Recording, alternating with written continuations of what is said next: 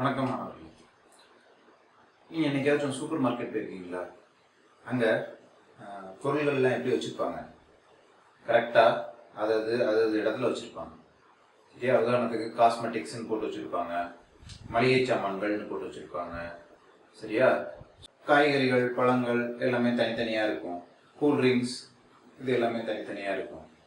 இப்போ நீங்கள் யோசிச்சு பாருங்கள், ஒரு சூப்பர் மார்க்கெட்டில் எந்த ஒரு பொருளுமே ஒரு ஆர்டராக இல்லை அப்படின்னா என்ன நடக்கும்? நீங்கள் எப்படி பொருட்களை சூஸ் பண்ணுவீங்க? எப்படி நீங்கள் நினச்சதை வாங்குவீங்க? ரொம்பவே கஷ்டம் இல்லையா? சரி. ஸோ அதே மாதிரி தான் நம்ம என்ன பார்த்தோம் லாஸ்ட் கிளாஸில், 1.8 மில்லியன் ஆர்கனிசம்ஸ் இருக்குன்னு பார்த்தோம். அதை எல்லாத்தையும் கிளாஸிஃபை பண்ணணுன்றத பார்த்தோம். இந்த கிளாசிஃபிகேஷன் எப்படி பண்ணுறது அப்படின்னு வரும்போது தான் பல பிரச்சனையே வந்துச்சு. சரியா? உதாரணத்துக்கு முதல்ல நம்ம அரிஸ்டாட்டில பார்ப்போம். அரிஸ்டாட்டில் கிரைஸ்டுக்கு, இயேசு கிறிஸ்துக்கு காலத்துக்கு முன்னாடி வளர்ந்தவர். கிட்டத்தட்ட அப்ராக்சிமேட்லி 350 வருஷத்துக்கு முன்னாடி அரிஸ்டாட்டில் இருந்தார். அவர் என்ன சொல்றாரு அப்படின்னா, அவர் ஒரு கிளாசிஃபிகேஷன் பண்ணார். சரியா? பிளான்ட்ஸ் அண்ட் அனிமல்ஸ் அப்படின்ற மாதிரி ரெண்டா பிரிச்சார். உயிருள்ள உயிரினங்களை இரண்டா பிரிச்சார், பிளான்ட்ஸ் அண்ட் அனிமல்ஸ். இவர் என்ன பண்ணாரு அப்படின்னா, பிளான்ட்ஸை பிரித்து பார்த்துட்டு பிளான்ட்ஸை பார்க்குறாரு. நம்ம ஆல்ரெடி சொன்ன மாதிரி ட்ரீஸ், ஷ்ரப்ஸ் அண்ட் ஹெர்ப்ஸ் அந்த மாதிரி பிளான்ட்டை பிரிக்கிறாரு. சரியா? அனிமல் எப்படி பிரிக்கிறாரு? அனீமியா, எனிமியா, பிளட் இருக்கக்கூடியது, பிளட் இல்லாதது அப்படின்னு சொல்லிட்டு ரெண்டா பிரிக்கிறார். இவர் கிளாசிஃபை பண்ணது ஆரம்பிச்சதுல இருந்து சண்டை சச்சரவுகள் ஆரம்பிக்குது பயாலஜி ஃபீல்டில். எப்படி? சரி, இந்த டூ கிங்டம் கிளாசிஃபிகேஷன் அப்படின்னு பேர் எதுக்குன்னா, இந்த நம்ம அரிஸ்டாட்டில் சொன்னார் இல்லையா, பிளான்ட் அண்ட் அனிமல் ரெண்டா இருக்குன்ட்டு. ஸோ ஒரு சில ஆர்கனிசத்தை நம்ம பார்த்தோம், அது பிளான்ட்டோட கேரக்டரும் இருந்துச்சு, அதுக்கு அனிமலோட கேரக்டரும் இருந்துச்சு.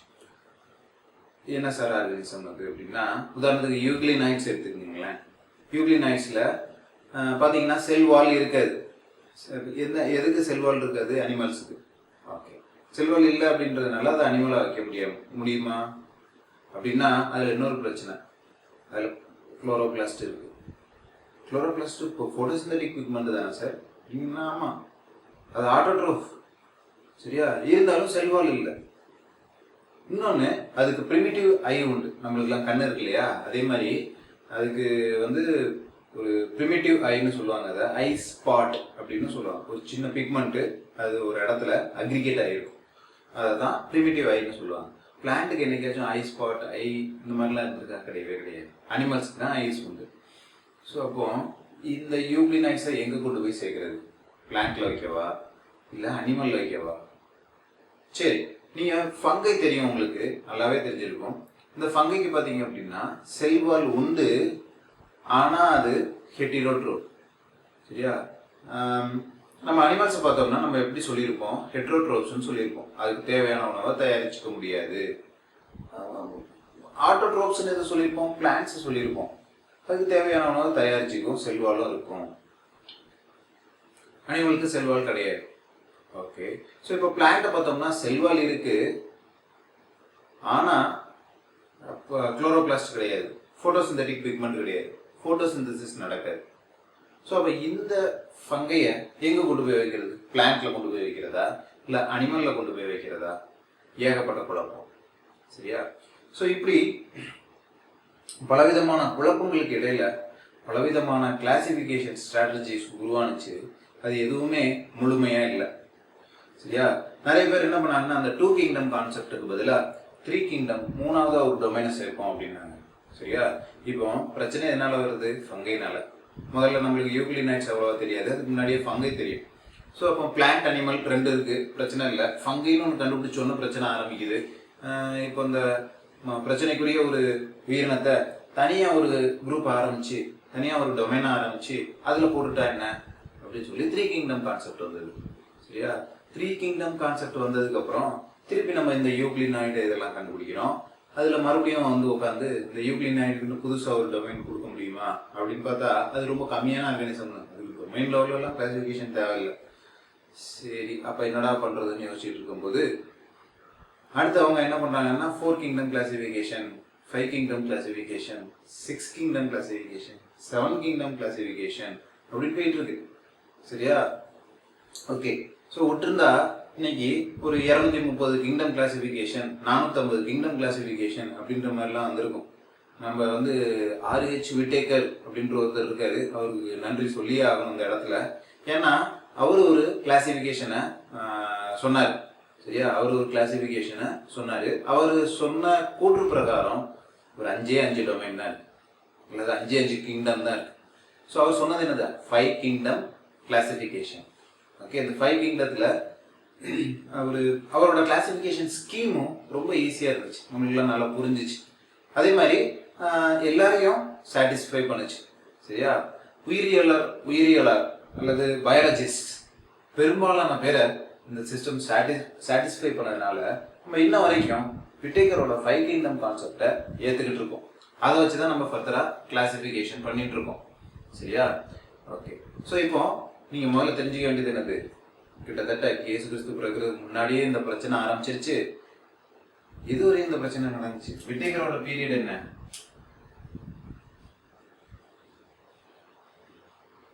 ஓகே, ஒரு 50 வருஷத்துக்கு முன்னாடி. இன்னையில இருந்து ஒரு 50 வருஷத்துக்கு முன்னாடி என்ன பண்ணாரு? R.H. விட்டேக்கர் 5 கிங்டம் கிளாசிஃபிகேஷன் அப்படின்ற ஒன்று எக்ஸ்பிளைன் பண்றாரு. ஓகே. ஸோ எப்போ ஆரம்பிச்ச பிரச்சனை? Before Christ 350. எப்போ முடியுது? 1970. கிட்டத்தட்ட பர்சனல் கன்வீனியன்ஸ்க்காக 70ன்னு வச்சுக்கலாம், நீங்கள் ஒன்றும் தப்பு கிடையாது. ஓகே. ஸோ இவ்வளோ வருஷமும் நம்ம குழப்பத்திலேயே தான் இருந்திருக்கோம். அதுக்கு முன்னாடி நீங்கள் இப்போ கேட்கலாம், சார் கார்ல்ஸ் லின்னேயஸ்னு ஒரு ஆளை படிச்சிருக்கேன் நான், அவர் என்ன சொல்கிறாங்க அப்படின்னா டாக்ஸானமியோட ஃபாதர்னு சொல்கிறாங்க, ஃபாதர் ஆஃப் டாக்ஸானமின்னு சொல்கிறாங்க. அவர் என்ன பண்ணியிருக்காருன்னு நான் படிச்சிருக்கேன் தெரியுமா? சிஸ்டம் ஆஃப் நேச்சுரே அப்படின்ற புக்லாம் எழுதியிருக்காரு. அவர் அதில் வந்து ஏகப்பட்ட ஆர்கனிசத்தை கிளாசிஃபை பண்ணியிருக்காரு, நிறைய ஆர்கனிசத்தை கண்டுபிடிச்சிருக்காரு. ஏன் அவர் வந்து ஃபாரின்காரர் தான் இருந்தாலும் நம்ம இந்தியாவில் இருக்கக்கூடிய மாங்காய் மரத்தை கண்டுபிடிச்சதே அவர் தான். அதுக்கு பேர் வச்சதே அவர் தான். மேஞ்சிஃபெரா இண்டிகான்னு வச்சிருக்காரு. அதுக்கு பின்னாடி LINன்னு எழுதுவாங்க. இந்த LINன்றது லினேயஸை குறிக்கும். ஸோ இதெல்லாம் நான் படிச்சிருக்கேன். ஸோ அப்போ மேஞ்சிஃபெரா லினேயஸ் பீரியட்ல என்ன சார் ஆனிச்சு? அவர் வந்து அவரும் சரியா எதுவும் பண்ணலையா அப்படின்னு கேட்டால், அவர் வந்து நிறைய ஆர்கனிசத்தை கிளாசிஃபை பண்ணார், ஒத்துக்கிறேன். அதே மாதிரி அவர் சிஸ்டம் ஆஃப் நேச்சுரல் புக் எழுதினாரு. ஸோ கிளாசிஃபிகேஷனில் டாக்ஸானமியில் மிகப்பெரிய கான்ட்ரிபியூஷன் கொடுத்ததுனால அவர் ஃபாதர் ஆஃப் டாக்ஸானமி நம்ம சொல்கிறோம். இருந்தாலும் இந்த டொமைன் லெவல் கிளாசிஃபிகேஷனில் உள்ள குறைகளை அவர் ஒன்றும் செய்ய முடியல. அவர் வந்து அதை பார்த்துக்கவே இல்லைன்னு நினைக்கிறேன் நான். சரியா? ஸோ அவர் வந்து எதுவுமே இது பண்ணல. லினேன் பீரியட்ல நம்ம வச்சிருந்தது என்னது? 2 கிங்டம் கிளாசிஃபிகேஷன் தான். ஓகே, சரி. அதுக்கப்புறம் இன்னும் நிறைய மாற்றங்களுக்கு வந்து உங்களுக்கே தெரியும், நான் சொல்லியிருக்கேன். 3 kingdom, 4 kingdom, 5 kingdom, 6 kingdom, 7 kingdom வரைக்கும் வந்தது. அதுக்கப்புறம் என்ன பண்ணிட்டாங்க? விட்டுருந்தா அவ 8, 9, 10 போயிட்டே இருந்திருப்பாங்க. R.H. விட்டேக்கர் 5 கிங்டம் கான்செப்டை சொல்லி இப்போ இதே பெரும்பாலும் எல்லாரையும் திருப்திப்படுத்துற மாதிரி இருக்கிறதுனால நம்ம அதையே எடுத்துட்டு இன்ன வரைக்கும் அதை படிச்சுக்கிட்டு இருக்கோம். சரியா? அப்படி எல்லாரையும் மிஞ்சிற அளவுக்கு விட்டேக்கர் என்னதான் சொல்லியிருப்பாரு அப்படின்னு உங்களுக்கு கேட்கறதுக்கு ஆசையா இருக்கா? சரி, நம்ம விட்டேக்கர் 5 கிங்டம் கான்செப்டை இப்போ அடுத்து பார்ப்போம்.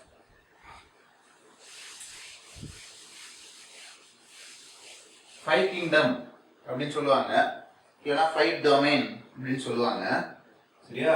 இந்த 5 கிங்டம் கான்செப்ட் பார்க்கறதுக்கு முன்னாடி நீங்க நல்லா புரிஞ்சுக்கணும். நம்ம அடுத்த கிளாஸ்ல தான் 5 கிங்டம் கான்செப்டே நான் சொல்லி தர போறேன். ஆனா இந்த கிளாஸ்ல நீ அதுக்கு முன்னாடி ஒரு முக்கியமான விஷயத்தை தெரிஞ்சுக்கணும். என்னது? நம்ம லாஸ்ட் கிளாஸ்லயே படிச்சிருக்கோம், taxonomic hierarchy, kingdom, phylum, okay, class, order,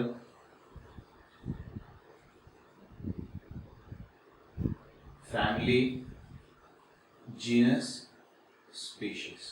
okay, நம்ம இது ஒவ்வொன்றையும் ஒவ்வொரு டாக்ஸான்னு பார்த்தோம். சரியா? ஃபைலம் ஒரு டாக்ஸா, ஆர்டர் ஒரு டாக்ஸா, ஜீனஸ் ஒரு டாக்ஸா, ஸ்பீஷிஸ் ஒரு டாக்ஸா. இதை வந்து லோயஸ்ட் டாக்ஸா, இது வந்து ஹையர் டாக்ஸான்னு பார்த்தோம். Higher டாக்ஸா, the highest டாக்ஸா in taxonomy is kingdom. சரியா? ஸோ இந்த 5 கிங்டம் கிளாசிஃபிகேஷன், 3 கிங்டம் கிளாசிஃபிகேஷன்ல சொல்ற கிங்டம் இருக்கு இல்லையா, அதுவும் இதுவும் ஒன்று. Okay okay. ஸோ மொத்தம் நம்ம இன்னைக்கு ஃபாலோ பண்ற கிளாசிஃபிகேஷன்ல 5 கிங்டம்ஸ் இருக்கு. ஓகே, ஸோ நம்ம வந்து ஃபைலம்ல விட்டேக்கர் கிளாசிஃபிகேஷன், விட்டேக்கரோட கிளாசிஃபிகேஷன், ஃபைலம் லெவல் கிளாசிஃபிகேஷன் கிடையாது, class, order, family, genus, species level classification கிடையாது. ஒரு கிங்டம் லெவல்ல கிளாசிஃபை பண்ணல. சரியா? ஸோ அதுதான் உலகத்துல மொத்தம் எத்தனை கிங்டம்ஸ் இருக்கு இன்னைக்கு? 5 கிங்டம் இருக்கு. சரியா? இதை நீங்க எப்படி புரிஞ்சுக்கலாம் அப்படின்னா, நீங்க இன்டர்நெட்ல போயிட்டு ஏதாவது ஒரு ஆர்கானிசத்தை பத்தி சர்ச் பண்ணுங்க, விக்கிபீடியா ஆர்டிகளை ஓபன் பண்ணுங்க, சைட்ல கிளாசிஃபிகேஷன் கொடுத்துருப்பாங்க, அதுல கிங்டம்ல இருந்து ஆரம்பிச்சிருப்பாங்க. இந்த கிங்டம் பாருங்க, விட்டேக்கர் சொன்ன ஏதாவது ஒரு கிங்டம் கண்டிப்பா அதுல இருக்கும்.